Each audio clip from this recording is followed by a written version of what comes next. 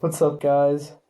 We are back another week, another pod. For the first time, doing a video along with the audio. Posted up to the YouTube, so it'll be on Spotify and YouTube. Uh, I am Mr. Co-host Nick, and over there, joined by my lovely co-host Mr. Aiden. How you doing? I'm doing swell. I'm excited for this change. It's been a long time in the works. I mean, we've had the live pods before, but they're really just all of us in one room. So this is a new idea, and it's good because it'll get it out to more people. Try to broaden the brand that is Sportsphere now. Yeah, it's exciting. It's exciting.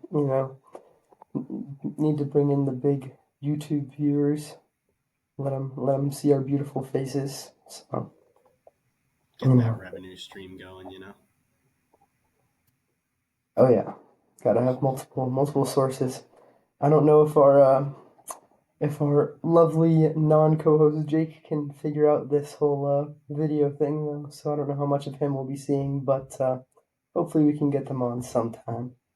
Yeah, that's above his pay grade. I'm not sure he's gonna figure that one out. I'm not sure any of them are gonna figure it out. So I mean, I don't know. We will see. But anyway, we can probably move into a little bit of the content if you want to, and start with the All Star game, which I know you uh, had some things to say on TikTok about it. But just give me your thoughts on all the events. I don't know how much of it you watched, but just from everything you watched, what'd you think of it?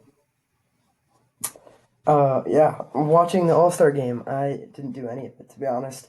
I think that's kind of a theme that's recorded through both the fans and the players that they don't really care. Anthony Edwards said that a bunch about how players don't really care. It makes the fans not want to care. Um, I think the game itself, obviously, I made a TikTok about. It's a complete joke right now. I think there are like pretty small details you could change to it that would make it better. I don't think, however, I saw a lot of people wanting them to bring it back that the winner gets home court advantage in the finals. I honestly don't like that, just because it is like, and last year's a good example that like the Heat would have gotten like home court over the Nuggets when the Nuggets won. I don't even know, like 15 more regular season games. Um, so I don't think that's like the proper solution. But as I said on TikTok, I think just like have 3 quarters of your fun. You don't want to play like a full game of like try harding, in my opinion, because like it's a bunch of all stars. You don't want to get them hurt over a game that's like not for their team. But then in the fourth quarter, I think it's fair to have that target score, have them go out there and really compete. And then looking at the other stuff, the Steph versus Sabrina was a big hit. I think that was pretty well done. And I think outcome wise, it was kind of the best outcome in my opinion. Because obviously, if Sabrina wins, I think um, I think the WNBA fan base could certainly get a little obnoxious and arrogant, and also delusional. But I also think that if with Sabrina winning, Steph would get a lot of unnecessary like hate and slander and just like unneeded. But I think Steph blowing her out of the water would be bad for the WNBA, which is not doing amazing on its own. So I think this outcome of Sabrina putting up very good numbers and Steph still winning being best possible outcome. Uh, what are we still running through? Skills challenge sucks. Get rid of it. Don't care. Moving on. Dunk contest. And, love my boy Mac McClung. Shout him out. But Jalen Brown dunked over sitting down Kai Cenat. Not exactly very flashy or difficult, but Jacob Toppin was robbed, absolutely robbed. yeah. I think the dunk contest. People say it has to be fixed. I don't know what the solution is because you could definitely bring in like these non NBA guys like who's that? His name's like Jordan Kilganon or whatever. He does these crazy dunks, and he would certainly be probably more entertaining. But it's like the NBA dunk contest, so it's supposed to be NBA players. But the problem is so many of those top guys, LeBron and Russ, you know, two great examples, never want to do it. Um, so it's kind of just a difficult position. Um, and it's kind of just been ruined because of how good Aaron Gordon and Zach LaVine and Derrick Jones were in the past few years, and so people kind of like are expecting that almost. Whereas like in my opinion, Aaron Gordon, Zach LaVine going head to head, I don't think we'll ever see a dunk contest as good as that. Yeah, that's fair. I'll just start with the dunk contest because that's what you went off of. I don't really want to see pro dunkers in it. I feel like at that point, you probably just shouldn't have an NBA like because it's the NBA dunk contest and G leaguers are one thing. They're still a part of the National Basketball Association just at the minor league level. If you get pro dunkers in it, like what's the difference between that and pro dunkers having like a YouTube video where they dunk against each other or something like that? Like I just really don't see the need for it if that's where you're gonna go. So I don't know. I think it has good years, it has bad years. The judging was terrible. I mean, it seems like the judges cared about scoring about as much as the All Stars cared about the All Star game. So I'd probably try and remedy that situation. But I mean, I think the All Star festivities as a whole just kind of go through waves. Like we had the game in Cleveland where LeBron hits the game winning shot. And that one was exciting. We've had a couple with the Elam ending that have been exciting. So I wasn't really a fan of going away from it as much. If in terms of the All Star game, you could tell Silver was pissed after because he was like, "Well, you guys scored 200," but he really wasn't that happy with it. So I think if you're not going to give financial incentive to win the game, then you may need. Well, if you don't want to give financial incentive to all the players that win on either conference, what I would do is I would do a tournament, whether it be 3-on-3, whether it be like Rising Stars format. I'd make it some sort of tournament where you could make the winner get money, so you don't have to pay everybody. It doesn't become this big expensive thing for you, but you're at least incentivizing the players to go out there and try and win it. I think ultimately a big loser of the dunk contest or of the All Star game as a whole was kind of Wemby because Rising Stars Challenge, Wemby loses to G Leaguers, which was pretty funny. Shout out Matas Buzelis, he was balling. And McClung was getting after it a little bit too, so that was pretty fun to see. And then the Rising Stars Challenge, Ants shooting left-handed, and you just they weren't doing great in terms of the first overall picks. Paolo didn't know where to go during one of the relay races, and you could tell Wemby was pissed after it because he was like, "Oh, they just wanted to have fun out there, but I think fun is winning," and stuff like that. So. Um, I think the skills challenge is okay. The passing is too easy. If you, it needs to actually be like skillful, like the way it was going there was just them chucking it into the passing holes, and I don't think they were missing. Like rarely, if ever. Um, so I don't know. I think I might like to see it go back to sort of a one-on-one style, like tournament. So that way you get maximum effort and maximum excitement with it. But I don't think that's necessarily bad. Obviously, the headliner was the 3 point contest and the Steph for Sabrina, and I agree with you. I don't really think it could have gone much better than it did.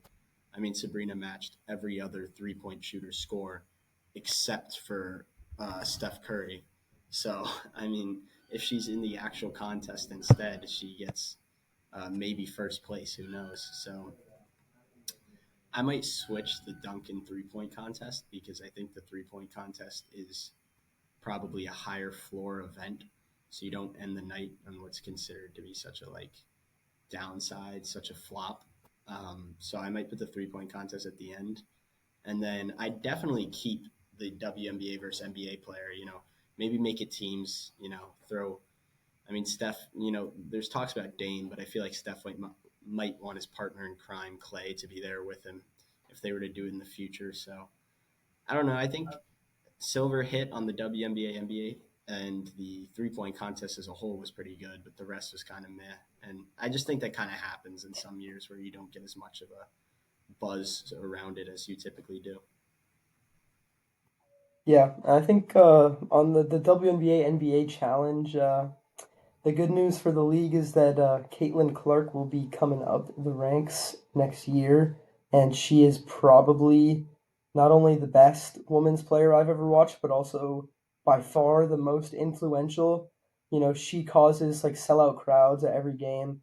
she causes viewership to be massive. She makes like women's basketball in college at least, as big as men's. Like people care about it as much because of her. So I think to have her in the 3 point contest challenge would be absolutely massive. Um, and obviously she's an absolute god, so she could certainly win it too. Yeah, yeah. I mean, I don't know, having her either in a solo, like you could do the 1v1 where WNBA plays NBA, WNBA plays NBA, and then the winners meet in the finals, or you could do a teams. But having her there, in addition to the excitement that is Sabrina Ionescu in the 3 point contest, is going to bring a lot of buzz. And I don't know if maybe this is something they should do at both All Star games. So like Ionescu was coming off of the off season, whereas Curry's in the middle of the season. Maybe flip the roles. Who knows? Maybe she wins while Curry is out of shape, so to speak. But I definitely think maybe Silver and the people as a whole who run the All Star game should just be entirely innovative with it and think of new things to do because I mean, dunk contests you can keep, but like, there's only so many dunks you can do at this point. It's not there's not as much buzz around it. The 3 point contest is solid. It has years like this where it's amazing. But I think adding maybe replacing like the skills challenge with something entirely new might be a better way to go to add something to become sort of one of the main focus points of the all Star game. But I mean, I don't have any ideas off the top of my head. I don't know if you do, Nick, on what would be something new to add that wouldn't be altering one of the events like the All Star game or something like that. Um, I've seen a lot of people call for a one-on-one tournament. I think it's definitely an interesting idea. As I've said, like the players, I don't know necessarily how much effort they want to put into this weekend.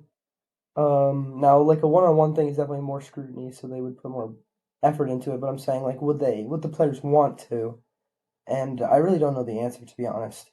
Um, but that could be interesting because people always want to see the best of the best. So if you get a one-on-one tournament with all the best players in the world, it would certainly be interesting to watch. Yeah, I know Tatum said on Kenny's podcast that he'd do it, and J Dub, although not an All Star this year, said that it's something they like to play a lot in summer league, and not a lot of people get to see. So I think you'd get enough buzz around it for players to want to do it out of a pure pride thing. The thing with that is how many players deep do you go? Because I feel like some of the formats I've been seeing, I've seen like 64 players, games to three in the first round and stuff like that. And I don't really know that a game to three is really going to excite like many people. Like maybe it will, but like, is it really going to incentivize the players enough? Or are they going to be like, oh, dude hits a two and a three and then the game's over? Like, what could I do? And not feel as much of a sense of pride to play it. I would probably minimize it to just the players in the All Star game and make it off of that. So what is it, 24 right now? Make a bracket off of that, and then you can make it a 2 day event where you have the first couple rounds and then you have the finals on the same night as the 3 point contest, dunk contest, and if it's a replacement for the All Star game, you could even drag it out into 3 days and just make like the semifinals and finals on the last day where the All Star game would normally be. So I think there's definitely things they could do like that. But Yeah, we'll see. I don't know. Definitely got. I would say they need to improve it in some way because right now it's not necessarily riveting. yeah, for sure. But anyway, we can move on. This episode, obviously, we don't have any basketball except for college basketball, but we will be taking you through our rest of season NBA predictions today as a filler for the upcoming games to happen. So I don't know if you want me to start, you to start, Nick, but this at least for me, the list got hard specifically in the West. So I think I'd prefer to start in the East just because it's a little more clear cut to me what's going to happen with it. So yeah, do you want me to start or you want to start us off? Um, well, I think in the East, there's a pretty clear bottom five, and even more specifically, there's a pretty clear bottom two. I don't know how much we really need to touch on the Pistons and Wizards. Um, I didn't even bother them into a true standings point because it just like they're both horrible. Who cares? Uh, 13 is I think a pretty easy Hornets, and then between 11 and 12, it's like a pretty easy between the Nets and the Raptors. I don't think either of them can really catch the Hawks. I think they're both like 4 or 5 games back anyway. So, and I think the Hawks are the best of those three teams anyway. So, I went Raptors 12, Nets 11. All right. Yeah, I went with the Wizards as my worst team in the league, surpassing the Pistons for the honor, which will just end up being incredibly funny when you consider the fact that Kuzma tweeted out earlier how nobody wants to be that team, and then they finished below them. So I think I'd have the Wizards at 15, Pistons at 14. Like you said, Hornets pretty clear cut 13, not going down, going up. I kept both the Nets and the Raps where they were. I could potentially see maybe the Nets sneaking up there, but I really don't think that they will. Because what they got 2.5, 3 games, something like that, to catch up. And I don't think it would be the Hawks. I think it would be the Bulls they would catch. But yeah, that's my bottom five. Yeah, uh, that was pretty easy. Playing also relatively easy. Um, I put the Hawks at 10, Bulls at 9. Uh, just because I think the Bulls do have a couple game lead right now, and I actually think they're a better team without Levine. They've been looking pretty okay. Kobe White's been balling. DeMar and Vucevic been okay. So I think that team can really at least compete. And the Hawks have been like just mid. Uh, Magic, I went 8, and then I had the Heat at up to 7 as my plan. Yeah, um, that's perfectly fair. I had the Hawks jumping the Bulls just because the Hawks have been playing relatively good basketball as of late. So I just think they can get it done. Their schedules are pretty similar. When I looked at it, they're both in the middle in terms of remaining strength of schedule. So I'm not really too worried about that. I just sort of think that the Hawks are the better team. So I have Hawks at 9, Bulls at 10. I actually just flipped like 7, 8, 9, 10. So I have Magic at 7 because I think with a healthy Franz, they've looked relatively good this year, and it was sort of in the no Franz minutes that they trailed off a little bit. I didn't love that they didn't really do anything at the trade deadline, so I'm a little worried about that. But I just think the Heat have had their issues with injuries, fitting Terry in, and they might continue to have some of those issues. So I got the Magic jumping them and getting the 7 seed, but that doesn't necessarily mean they'll win that playing game. So I don't know. We'll see. Yeah, Magic and Heat, both solid teams, would play each other in this scenario, and if the season ended today, I think it'd be an interesting game. Uh, People seem to think the Heat, because playoff Jimmy always a danger, and the Magic is a young team, so we'll see how their boys play in the playoffs for the first time. But moving along, uh, I had the Sixers falling to 6, just because they've been horrible without Embiid. Just not even a great team, below average. Uh, I think the Sixers are in real danger of falling into the play-in game, to be honest. Uh, but I kept them at 6. I think Maxi and Toby and whatever can keep them just afloat enough. And since the Heat and Magic have kind of been struggling too, I think they can stay alive. And Sixers at 6 means I have the Pacers jumping them up to 5. Uh, Good team, been playing pretty good. Halliburton should be fully healthy now. So I've got Sixers 6, Pacers 5. Yeah, I have basically the same. I have Sixers at 6. They haven't looked very good without Embiid, So I'm, like you said, a little worried about them falling into the play-in if one of the two of the Magic or the Heat make a run. And then I have the Pacers jumping up to 5. When I was looking at it, Sixers have the ninth hardest remaining strength of schedule, and the Pacers are right in the middle at 19th. So I think that the Pacers can probably jump them there, and it'd be a pretty easy flip once Siakam and Halliburton get going. Because Halliburton, he's been on a semi minutes restriction as of late, and that'll probably change post All Star break. I think it was for the final like 1 or 2 games before the All Star break where he's back to his normal minutes. So they should get the ball rolling again. Yeah. Moving right along, I have the Bucks falling to the 4 because I hate Doc Rivers. He's horrible, and they've been actually really bad with him. So I moved Doc down.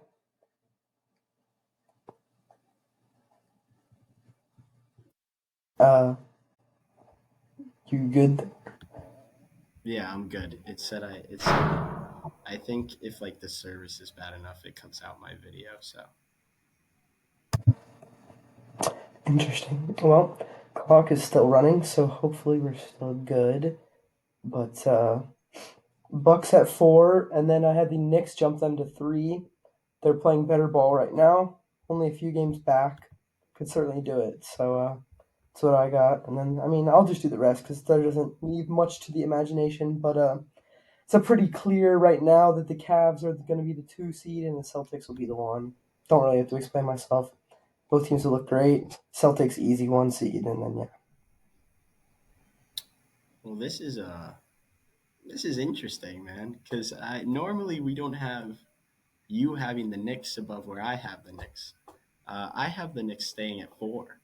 I just think the injuries have been a little too rough for us. And I mean, Julius announced today that like he could be back and he could still have season-ending surgery. So the other guys sound good. It sounds like OG might be back, but Mitchell Robinson seems like he's going to be end of the season when we get him back. Randall now looks like it's going to be end of the season, maybe a little bit earlier than Mitchell, but I think while we're a good team for sure, and it might be better long run to get Boyan and Burks sort of slowly acclimated to their roles by allowing them to have more freedom at the beginning and then reining it in. I'm not sure we're going to have the firepower to make that push in the second half. Although, when you look at schedules, we're right in the middle of the pack with the Cavs, and the Bucks have the third hardest remaining schedule. So I think it could definitely happen, especially considering what Doc's done. But like you said, the Cavs have been a tier above, and they're getting healthy. They're getting Garland, or they've gotten Garland back and Mobley. So if they can remain healthy, I mean, the way they've been playing, they might be able to make a run at the Celtics. But I doubt it. I think the Celtics are just far and away the best team in the East, and that will remain that way. Yep. Celtics have been 1 from the get go. I don't see them losing it. Now onto the more difficult side, the Western Conference. Uh, 15 got to go with my boy Wemby. That team's just terrible. 14 pretty easy Trailblazers. No explanation again. Terrible. 13 Grizzlies without Jaw. Terrible. Uh, and then 12 and 11 are pretty interchangeable. I went Rockets 11, Jazz 12 just because I like the Rockets a little more. I think they might put up a little more of the fight at the end of the season because they've got some young guys. Whereas honestly, I think the Jazz, they're a more veteran-ish team. Laurie and Clarkson and who all are a bit older. I think they might just kind of accept defeat. Whereas the Rockets could pick up Dylan Brooks too, try hard, known Sweat of the Year award winner. But Right. I think the Rockets, those two teams will be neck and neck. But Yeah. Um, I think I agree completely with you on that, and I'm also going to go with the Rockets mostly because the disparity in schedules. Jazz have the fourth hardest schedule. They got hot and then cold last year, and I see something similar happening with them probably. Rockets have the 18th, by the way, so there's a 14 place difference for them. Um, Spurs are in last. I hope Wemby stays healthy for the rest of the year. That's all you're worried about for the Spurs is Wemby staying healthy, Wemby playing well, and if he continues to play at the rate that he has been playing over the last month, he'll end up being the rookie of the year over Chet, probably by a wide margin if he sustains that pace for the last 30 games. So I'm interested to see what happens there. Trailblazers, I got maintaining second to last. For them, it's all about wanting to see better minutes from Scoot.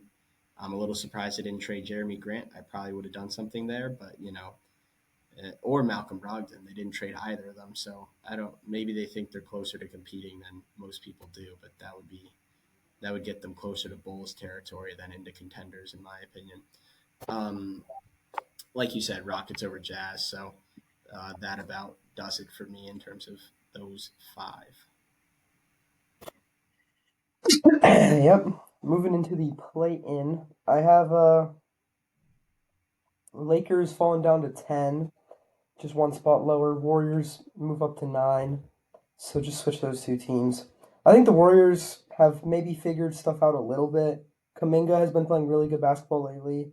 Uh, they actually moved Clay to the bench and he dropped 35. So maybe a Brandon Podzemski or how you pronounce that will start. But Jemski. I think they're maybe the Warriors are trying to finally accepting their ego and their fall off. I think that could be good for team chemistry and everything. But yeah, got the Warriors moving up over the Lakers. Kings I got staying at 8. Uh, they're a good team, but the West is stacked. And then I got the Pelicans at 7. I've been saying it for months and years, even maybe. This team goes as far as Zion wants them to. If uh, if Zion got in shape, got healthy, I think the Pelicans could very easily be the best team in the West. Um, they're a very well-rounded team. They have everything you need. They've got shooters, playmakers, a lot of great defenders on the wing. I'm a huge fan of Trey Murphy, UVA guy, and I like Herb Jones too. Uh, but with Zion being, for lack of better words, fat and lazy right now, I've got the Pelicans at 7. Yeah, yeah. We differ a little bit here, not too much. It pains me to do this because I'm a big Domas guy, but I'm gonna have the Kings falling to 10. I think the Warriors, like you said, have been figuring it out lately. That the rotation with Pajemski, well, with their now starters, has been doing well. I think in net rating, they're pretty high up there with the 5-man lineups in this year. Um, and then for the Lakers, I just think they passed the Kings because I think Bron and AD understand how vital it is that they get up a little bit and stop slacking. So I think you could see more of a sense of urgency from the team as a whole there. But so I got Kings in the 10 slot. I am going to have the Warriors in the 9 and then the Lakers in the 8. So not too different. I just think the Lakers having the lead now, they're going to want to keep it that way. They're going to push to keep it that way. Although I wouldn't be surprised, and maybe this is a little bit of my Braun bias showing because the Warriors have the 25th easiest schedule the rest of the way, and the Lakers have the 10th. So I could definitely see the Warriors making a push over the Lakers. And then I also have the Pels as the 7. To me, it more so has to do with the way the Mavs have been playing lately, and less so how the Warriors, or not the Warriors, the Pelicans have been playing. So I got Pels at 7.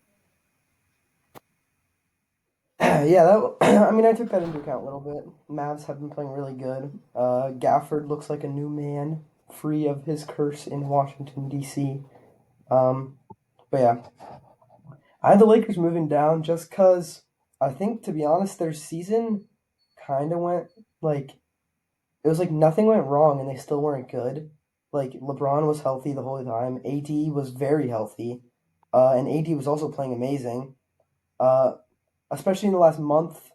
Uh, Black History Month, AR has been balling. Uh, D'Lo has been balling since the trade deadline talks, but and they're still not good. So I just think like I'm not even if the guys keep balling, they probably could advance above a 10 seed, but uh, judging by the fact that you have some inconsistent and older guys on your team, wouldn't be shocked if Braun or AD just miss a week or two, and even that could make the team go on a 3-4 game losing streak. But moving on, I got the Dallas Mavericks at 6. Been playing really good. Uh, Luka looks obviously insane. Kyrie has been balling, efficiently scoring. Gafford, as I said, has been good. Um, the problem is that the teams above them already have a lead, and they're very talented with superstars, so hard to move them up much more than that. 5, Suns. Think they have also been figuring out a little bit lately. Uh, Booker and Durant have been amazing the whole year. You just need Beal to really settle in. Uh, Need Nurkic to keep playing how he is. Need Grayson Allen to keep balling. But this Suns team is good. Have him at 5. And then the top 4 is pretty mushed. So I guess I'll save that for next. Yeah, that's fair. I have the Mavs at 6. I wouldn't be surprised if they jumped to 5. They finally got real players surrounding Luka Doncic, so I think we might see a bit of an an MVP push from him in the second half. Obviously, Gafford as a lob threat. Gafford's having the time of his life over there, and it seems like Kuzma's a little salty of that. Although Denny's been playing well for the Wizards as of late, so maybe it win-win for both sides. But then I have the Suns. The Suns have that three-headed snake that's pretty dominant, and Grayson Allen's been the best shooter in basketball this year, but I just don't really see him making up the ground necessary to. However, I think they're a very scary first round matchup. And then I'll guess, might as well break up the little pattern we got going. I'll just go into the top 4. And for the top 4, I it's funny. We were talking about this before the show, and I had wrote down my top 4, and then I typed out a different top 4, like entirely different. Not a single one was the same. So that just tells you how close these teams are. But I think, and again, it doesn't feel good. I think I'm going to go with the T Wolves as my 4 seed. Simply because I think they lack the offensive capabilities of the other teams. Their defense has been all time good. You've seen all the numbers if you've been watching basketball about how historically good that team has been. A lot of that's been Rudy Gobert and how much freedom he provides for the rest of the guys to go and play in the style of defense that they want. And obviously, their defensive personnel in itself is good. Ant's a good defender. McDaniels is good. I just question some of their offensive abilities in comparison to these other teams, which is why I'd have them at 4. Another thing for me, which jumps me into my 3rd seed, which is the Denver Nuggets. I think the Denver Nuggets being a little more experienced here, they will feel the pressure to not face the Suns because even though they beat the Suns last year, it was a close series. I think it went to 6, if I remember correctly. And I mean, it was a tough one for them a little bit. Obviously, tougher than the Lakers. So I think they would rather not see them in the first round. Although, as we've sort of talked about the Western Conference, there's not very many good matchups you could have, but the three-headed snake might be a little bit too much for them. But I'll stop there, let you go ahead with your 4-3 and maybe your 2-1 if you want to jump in. Yeah, I think touching on your first round matchups comment, theoretically, if you say the Lakers and Warriors, win their playing games, although I guess if I have them at 9-10, that's not possible. But assuming there's a way the Warriors and Lakers make it in, which is very possible, your options really are the Suns, the Mavs, the Warriors, or the Lakers, and every one of those teams has an absolute menace. Some of those teams have multiple menaces that you just do not want to play in the playoffs. Every single one of those teams has a matchup nightmare. Braun, Luka, Curry, KD, and Booker. So I think it could be nasty for any team. A lot of years there might be teams kind of trying to pick where they want to be in the standings, so to say, or content to fall a spot. But I don't think that's the case this year. My 4, I have a rematch. I have the Nuggets. Uh, they're in the 4 right now, and it's kind of been like a three-headed race, and then the Nuggets are just there, and it kind of seems like they're just like not like I think for the regular season that record I think it means more for the Thunder and the T Wolves. Um, that being said, I have the Thunder at 3. Um, I just think the T Wolves already have like a 3 game lead on the as the 1 seed, 2 game lead, but I don't think the Thunder are necessarily hot enough to get it. They're a very good team, but I don't know. I had the Clippers actually getting the 1 seed, T Wolves as a 2, just because the Clippers have been insane. They've been on just such a tear, such a complete team lately that I think they can burn it up and get the 1, and the T Wolves might fall off a little bit, but I still have the T Wolves as a 2. I think I think them being this good for the first time in a long time means a lot to them, as it does the Thunder, and I think that will be a close race for the 2 seed. But I think the Clippers are too hot that they'll just burn their way to the 1 seed. Yeah, that's fair. I have the Clippers as my 2 seed. As much as I think they're a very hot team right now, my thing with them is again going back to schedules. And again, the disparity in schedule for them, they have the seventh hardest remaining. And then my 1 seed, the Thunder, have the 24th hardest remaining. So I just think the Thunder have the energy, they have the young guys, they have the sort of sustainability in terms of their offense. J Dub's back and healthy. I think they can potentially make that final push, get that 1 seed. I also think that they may feel they need it the most simply because they know they're not the most experienced team. And the Clippers could, it's to me, it's sort of like a horse race where the Clippers could sort of bow out at the end to try and preserve their bodies for the playoffs rather than actually go for the 1 seed because, as we alluded to earlier, you're playing a pretty dominant team no matter what in terms of the players they have to provide for the playoffs. So it could be sort of scenario where it comes down to the end and it's like Kawhi and PG are like, we'd rather be ready for the playoffs than get the 1 seed and sort of again kind of the seasoned team trying to pick and choose their matchups a little bit. Because I mean, right now where I have it, it would be well, I guess I had the what did I have? Lakers at 8, Warriors at 9. So you could face. I think the Pels are a very good team, and a sneaky one at that. But I think their sneakiness is the fact that they don't have LeBron James, they don't have Steph Curry, and that could lead to teams wanting to be the 7. And uh, with the current state, that would bring them the Kings or the Pelicans, which I think they prefer over the Lakers or Warriors. Yeah, I could see that. I mean, the problem is that you can't really assume who's going to win those playing games, so you can't like move around on purpose to try and like get a certain team.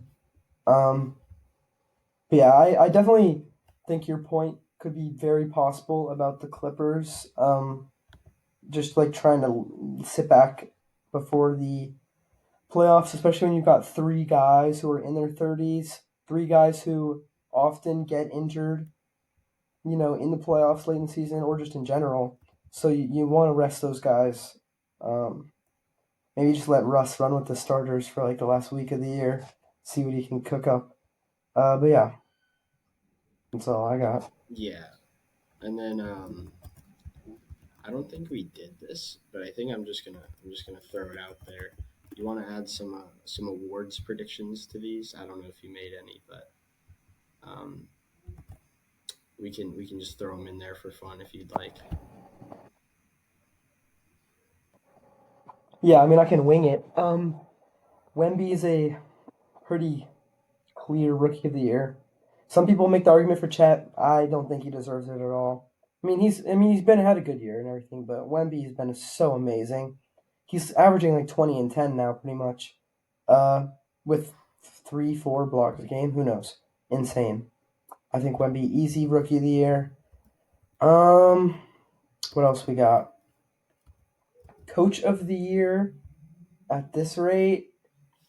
It's probably down to whoever between the T Wolves and the Dagnall and Thunder can Finch, finish probably. Yeah. higher. Maybe Bickerstaff if the Cavs keep balling, maybe, but it's probably down between the Wolves and Thunder who can finish higher.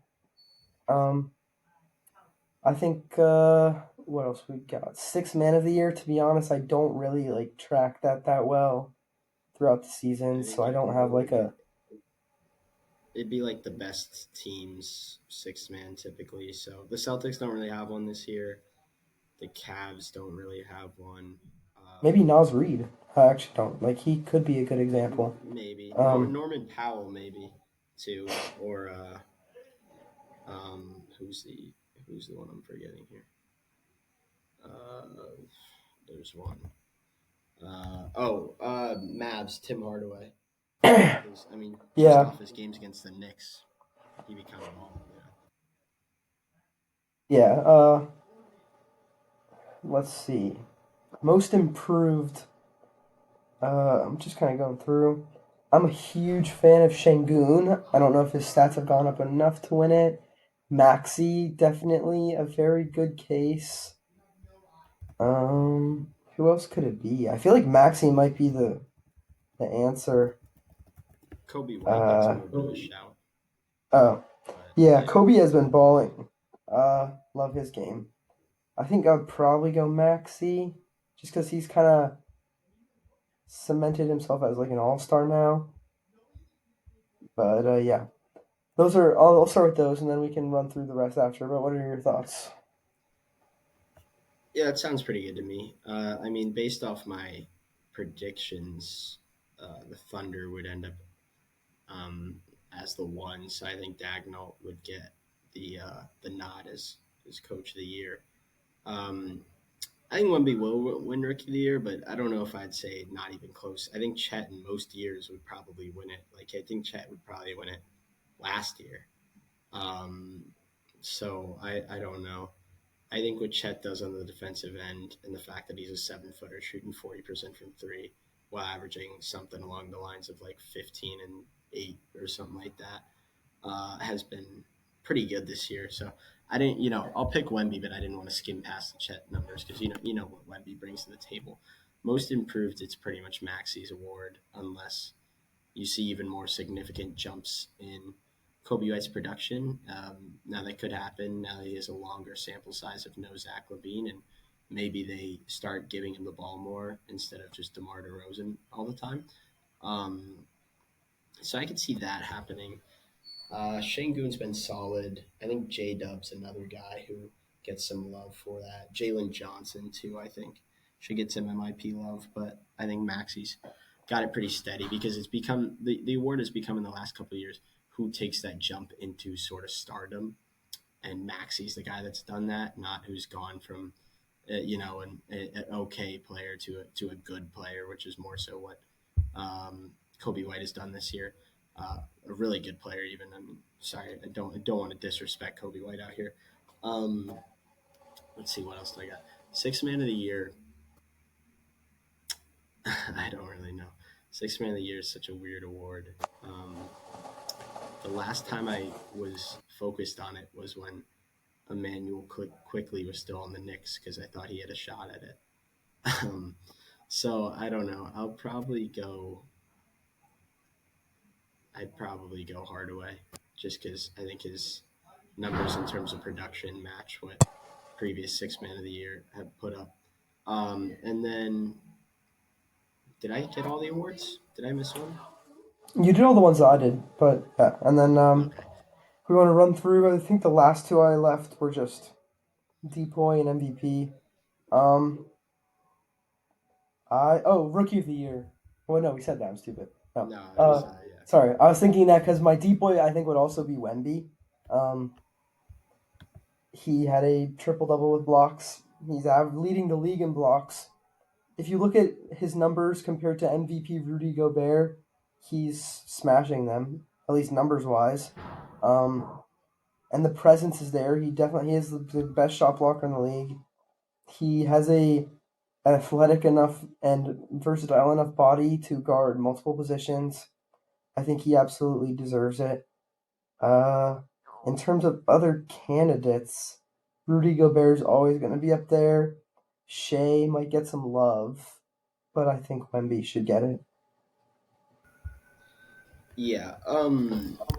I would go with Rudy Gobert as the depoy. I think Wemby might have bigger defensive production, but I at this point really can't overlook the fact that Gobert is leading what I believe is the historically best defense in basketball history, if not close to it. And if they maintain that level of defensive production, I just don't know how I wouldn't pick the catalyst of that, as good as Wemby's been. And then in terms of my MVP, I don't think you said yours, but I'll just go ahead. I would pick Shea. Um, because in this case I have the Thunder as the 1 seed. And honestly, I think the production is so close between Luca, between Jokic, between Shea in terms of impact. Um, did I said Jokic, right? Yeah, in Jokic. So I would probably go Shea just because the way I have the rest of the season panning out, they'd be the 1 seed. And while he does have a great supporting cast, I think narrative plays a role in how much they exceeded expectations. I think there might be a little fatigue on Jokic. And then in Luca's case, it's he would be the 6 seed, so that's a 5 seed difference there for Shea. So I'd probably go Shea. Tatum can't win it. I literally think it's impossible for Tatum to win it. His team's too good. Donovan Mitchell, if the Cavs were able to jump the Celtics, I think Donovan Mitchell would have a serious case. Um, I think Brunson should be not like in the top three or anything, but should just get some praise given his usage in terms of where we are now. And then, Kawhi PG eliminate each other in other production, and they're too close. Dame and Giannis eliminate each other. So I think it really is a three-headed race with Luca, Shea, um, oh my god, I'm blanking. Lucas Shea and Jokic. How do I blank on Jokic? But yeah, Yeah. I don't think Dame and Giannis really cancel each other out because I think Giannis has been so insane this year stats wise that he could still win it. However, since I had the Bucks falling to the 4 seed in the East, I don't think he would win it.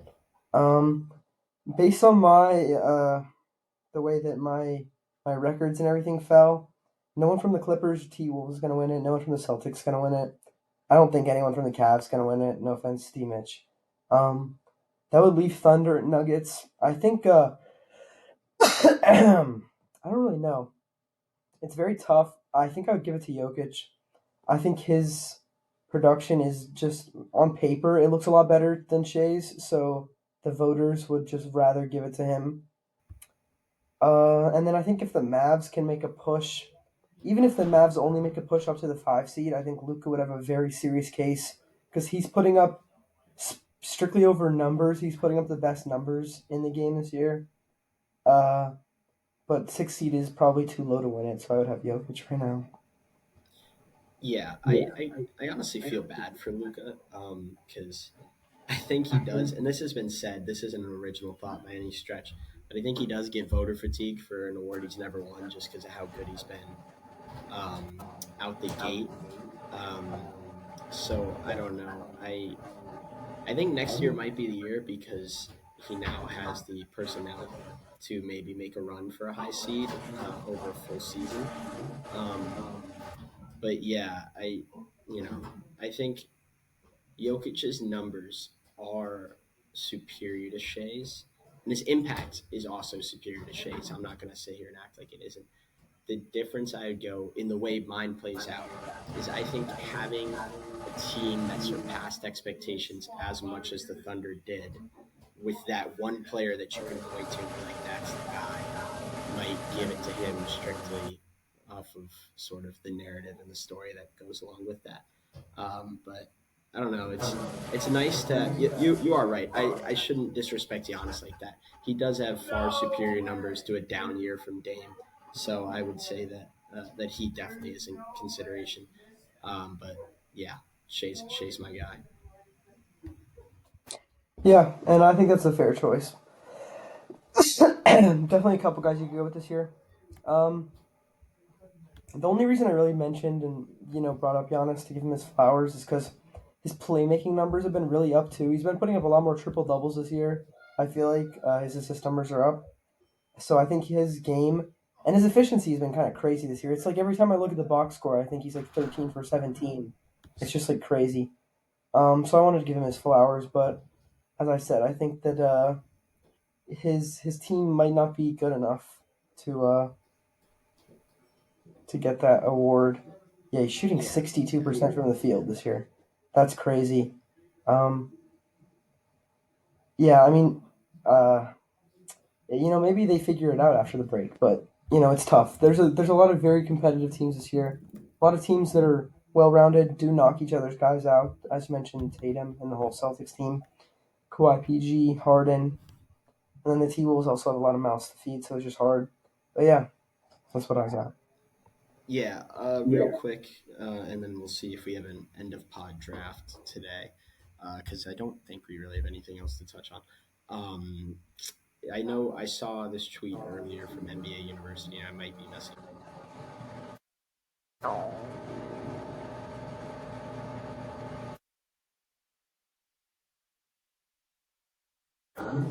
86% from the field. I know it's 86, and I believe it's on shots around the rim, just like any shot around the rim, which is the most insane stat I've ever seen.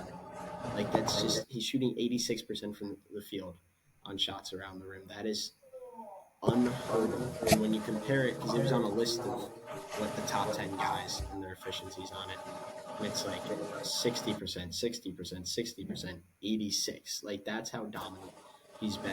And people call him run and dunk man all the time, but like if you had his abilities, there's no reason for him to do anything else.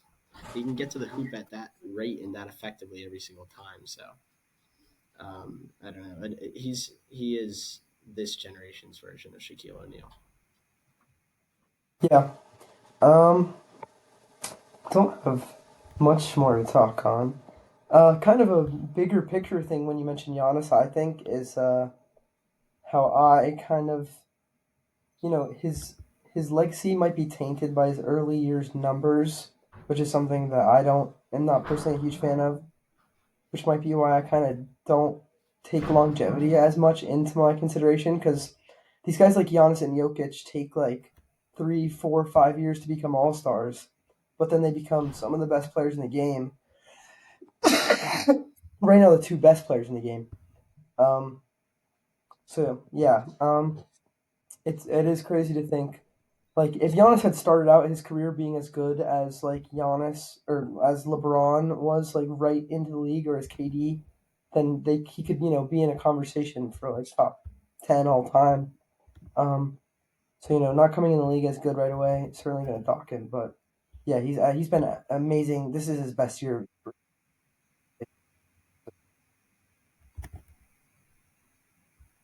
Yeah. Um, let's see. I don't think we have anything else to touch on. I don't know if you have a draft. The other thing, um, as I was looking at my computer and what I got going on it, is if you don't have a draft, then maybe we can take a little walk down memory lane to last year and what we were doing. I think around this time, and I have my top 20 players in 5 years. If you want to just take a look at that and critique it, unless you have a draft idea instead you like to do. No, we can definitely take a gander at that. I will say that I already looked at mine from last year. Uh, and to be honest, it's pretty terrible. It's pretty horrible Yeah, stuff. yeah, So yeah, that's what I'll say yeah. on that. All right, I'm gonna pull it up. Hopefully my Wi-Fi's been a little buggy, but all right, here we go. I'll try and zoom out so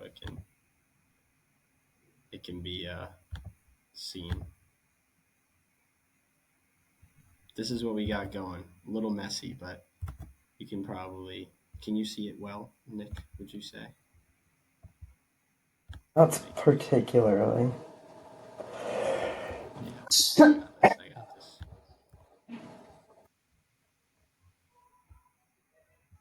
Oh, that's lovely.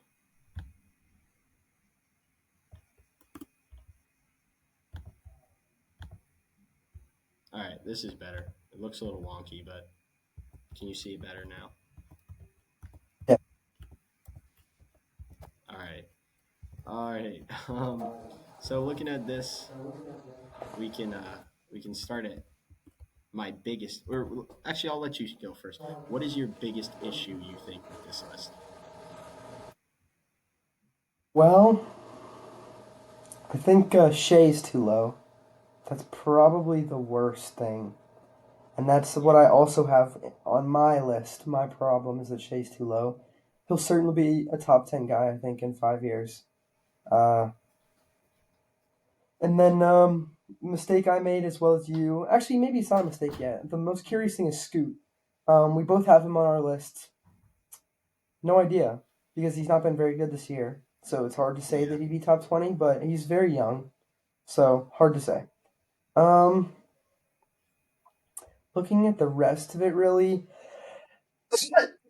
I think a guy we both overrated is Paolo.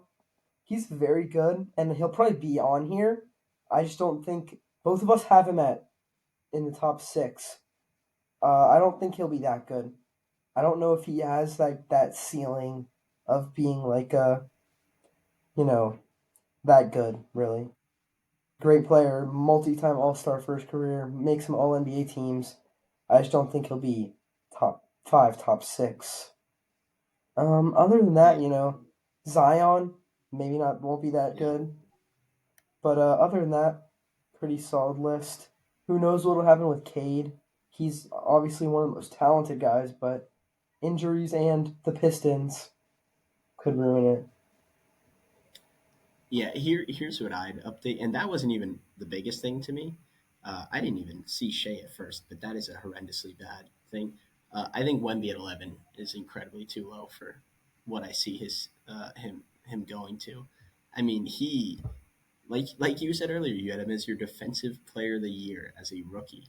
And I think his defense is only going to get better. I've seen a lot of clips. Obviously, I listen to a decent amount of basketball podcasts, Thinking Basketball, Numbers on the Board, Kenny Beecham podcast. Those are my go tos if you want to give those a listen as well as this one. But um, the way Wemby has grown his game already from start of the year to now, and the talent he has and the frame he has, I think he could be the greatest defender of all time. And that doesn't even include the fact that his jumper has been bad this year, and the offense hasn't been run at all through him. I think Wemby. I honestly think 5 years from now, Wemby will be minimum top five if he stays healthy, absolute minimum. And I would predict that he's probably the best, if not the second best, on this list. So I'd say that's probably my biggest mishap. John Morant, this is pre problems with him, but I'm not sure he's going to be a top five player. I just don't really think his skill set currently is going to be extended that much. I don't really see him developing a jumper or anything like that, um, to the point where he's a top five player. Obviously, like you said, Palo, we both have a little overrated, but um, I don't know. I think my thing for Shea was I really thought Shea was going to plateau somewhere, and honestly, I mean, he averaged 31 last year, which I feel like, or 30 or whatever it was, which I feel like was relatively quiet. Um, but yeah, I did have quite a bit of Shea disrespect on this list. In terms of other things, I'm really not sure Cade is going to end up there. Um, I don't think Jalen Brown's going to end up there. I think a couple things will. I think Jalen Brown might still be on the Celtics behind Tatum in 5 years, and I think as long as he doesn't have his own team, he just won't be able to at least show off his skill set enough to the point where he can be top 20. So I think if I had to change some things, I I'm not out on Scoot. Rookies struggle all the time. Um, so I'm not really out on him. I might add J Dub to this list. Brandon Miller might be added to this list. I'd take Zion out. I'm out on Zion completely. Um, I don't really think he's going to. I think he could be like 18, maybe in 5 years, but definitely not top 10. I'd probably take him out of that race. And then yeah, I'd add a guy like J Dub. Chet should be on this list. I think Chet will get there as well. Um, and who's the other name I just said? Oh, Brandon Miller could get there. I'm not sure I would put him up there, but I think he has the potential to. And who knows? Brunson, maybe Brunson. I don't. I think he'd be 31 at that point. So I think he could probably still be there. Yeah, doable. I think, yeah, the young guys you mentioned could be on here. Maxi could also be on here. I think Yeah, Maxi will yeah. be 27, 28, 29, somewhere in that range. Uh, and, he's been an all star at whatever he is now. I think he's 23. Uh, so certainly will be in the prime of his career. Could definitely be there, especially since Joel will be 33. Maxi could be the main guy. They could be split up. I could definitely see him averaging 30 and 8, 30 and 10. Um, Great player. Other than him, maybe now like Jonathan Kuminga, who knows? Because Mm. maybe he'll be like the face of the Warriors in 5 years. With Steph will probably be close to retired, if not retired. Clay will be done. Draymond will be done. So Kuminga could be like a number one guy, and he's shown flashes this year of being amazing. You never know. That's the thing is like you could even like this is just a crazy thing, but like Bilal Koulibaly on the Wizards like has the tools certainly to be a very good player. And he's only 19, so in 5 years he'll be 24. Could put some muscle on. Like there's always these guys that could become like Giannis. 5 years before his emergence, no one really could have predicted that. Jokic, like he was a second round pick, so there's always going to be guys that could just come out of nowhere and just become absolutely amazing.